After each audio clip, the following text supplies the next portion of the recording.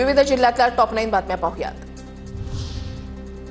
कृषी मंत्री माणिकराव कोकाटे यांनी बागलाण तालुका शेतकरी संघटनेच्या पदाधिकाऱ्यांची भेट घेतली। अवकाळी पावसाने नुकसान झालेल्या शेतकऱ्यांचे गाऱ्हाणे ऐकून घेतलं। बीडच्या जिल्हाधिकारी कार्यालयाबाहेरील झाडावर चढून केलेल्या आंदोलनाला नवं वळण। आंदोलन करणाऱ्या केशव महाराज गित्तेंची मठाधिपतींनाच धमकी आणि मारहाण। एकनाथ महाराज मठ संस्थानामध्ये भ्रष्टाचार झाल्याचा आरोप।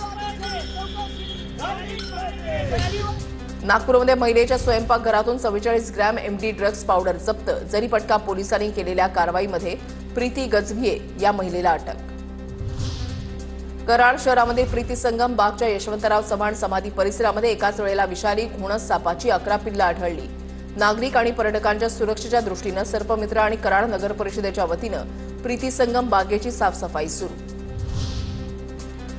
पर्यावरण सप्ताहामध्ये वृक्षतोड, 4 पदरी रस्ता कामासाठी शेकडो झाडांची कत्तल। 38 किलोमीटरच्या कराड तालुक्यामधील साजूर ते रेठरे शेणोली मार्गावर 4 पदरी रस्त्याच्या कामासाठी मोठमोठ्या झाडांची कत्तल।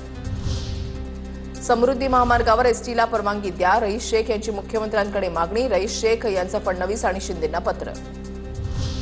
सोलापूर विमानतळावरून सोलापूर ते गोवा विमानसेवा 9 जूनपासून सुरू होणार। मुख्यमंत्री देवेंद्र फडणवीस यांच्या उपस्थितीमध्ये होणार विमानसेवेला प्रारंभ।